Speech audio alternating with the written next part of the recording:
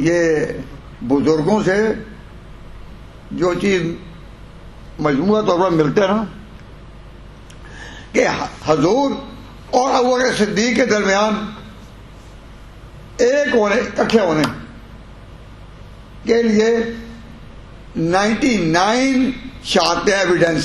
99 ساتھ اور بہت لوگوں کو بہت کم معلوم ہے کہ ابو بکر صدیق کو اللہ تعالیٰ نے یہ مقام دیا کہ نبی پاک صلی اللہ علیہ وسلم ایک بار 2 3 4 5 حضرت مولانا سید نور حسن بخاری رحمۃ اللہ علیہ ملتان کے ایک بہت بڑے عالم گزرے دیوبند کے فاضل تھے. انہوں نے اس پر کہ وہ 99 وجوہ جو ہیں وہ گن کر سنائی ہیں. دیکھ کر اور پڑھ کر دل چاہتا کہ داد دیں. اب میں بیان کروں تو آپ یہ کہیں گے بات لمبی ہو گئی ہے اور وہ عبداللہ بن زبیر سے ہٹی گئی ہے. کیا کہوں کیا نہ کہوں. لیکن اگر آپ ذرا غور کریں اور توجہ سنیں تو میں بات کہہ دوں گا اپنی طرف سے بہت چھوٹی کر کے.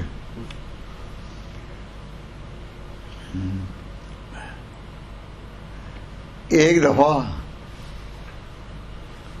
نبی پاک صلی اللہ علیہ وسلم کے کھانے میں ایک یہودیہ عورت نے زہر ملا لیا تھا. بغیر ڈیٹیل ہی کہتا ہوں, حضور اکرم صلی اللہ علیہ وسلم کے کھانے میں ایک یہودیہ نے زہر ملا دیا اور نبی پاک صلی اللہ علیہ وسلم کو اللہ تبارک و تعالی جل شانہ نے اس پر اطلاع دے دی. اور اطلاع کب دی؟ جب آپ کھا چکے تھے. یعنی اس وقت اطلاع ہونی کہ نہ کھائیں وہ تو ایک معجزہ ہوگا کہ اللہ نے بتا دیا. لیکن یہاں آپ اس کو کھا چکے. اب ذرا تھوڑا سا تصور کریں, خیال کریں کہ اگر حضور شہید ہو جاتے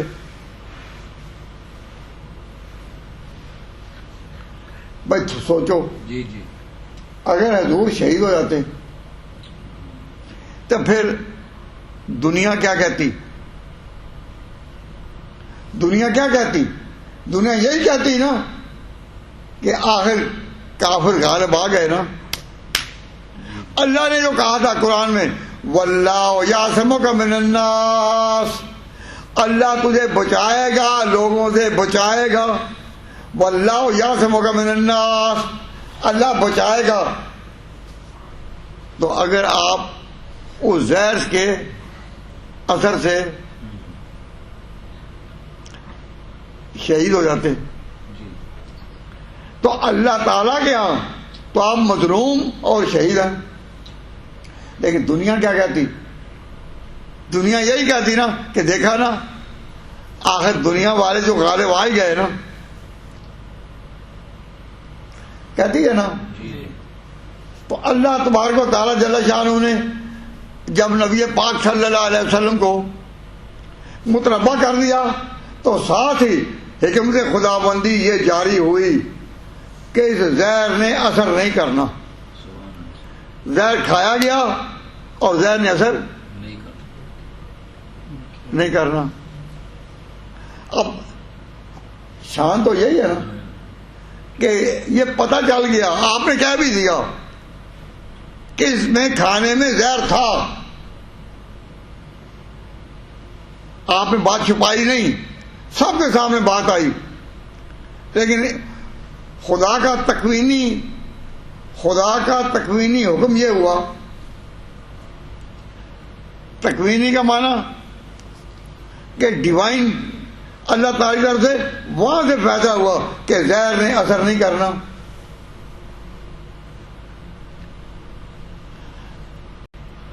یہ روایت اپنے کا. اب ایک بات کہتا ہوں کہ نبی پاک صلی اللہ علیہ وسلم کی ایک تمنا تھی کہ اللہ کے رستے میں شہادت نصیب ہو. تو شہادت تو تبھی ہوتی ہے نا کہ کوئی کافر غالب آ جائے, اس کے بغیر نہیں نا. تو جب حضور کی یہ تمنا تھی اے اللہ مجھے اپنے رستے میں شہادت دے,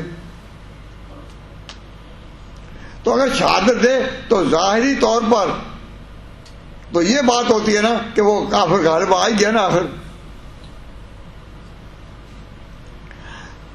اب ایک روایت سنو, آگے پھر چلتے ہیں کہ نبی پاک صلی اللہ علیہ وسلم کا جب آخری وقت تھا تو آپ نے فرمایا اس وقت آپ ام المومنین عائشہ صدیقہ کے حجرہ میں تھے کہ عائشہ ذرا ہوش سے سنیں, عائشہ وہ زہر جو یہودیہ نے میرے کھانے میں ملایا تھا وہ میرے بدن میں تاثیر کر رہا ہے. میں محسوس کر رہا ہوں کہ میرے اندر وہ زہر اتر رہا ہے. وہی جو اللہ تعالیٰ نے اس زہر کی تاثیر روکی تھی, وہ روکی تھی تاکہ اس وقت پیغمبر مغلوب نہ ہو, دنیا یہ نہ کہے کہ آخر وہی چھا گیا نا دنیا والے پیغمبر کو شہید کر دیا نا. اللہ نے اس کی تاثیر روک لی تھی. لیکن عائشہ مجھے محسوس ہو رہا ہے کہ وہ زہر آ رہا ہے. اب جب حضور کی وفات ہوئی تو حضور کو وہ مقام شہادت جو آپ کی تمنا تھی کہ یا اللہ مجھے شہادت کا مقام, اللہ نے شہادت کا مقام بھی دے دیا, اور ایسا حال نہیں ہوا کہ کافر کہہ سکے کہ ہم نے مار دیا. تو اس حدیث کی بھی مطابقت ہو گئی کہ یا اللہ اپنی راہ میں شہادت دے, اور اللہ نے شہادت دی اور شان کی دی کہ کافر کہہ نہ سکے ہاں کہ ہم غالب آئے یا نہیں.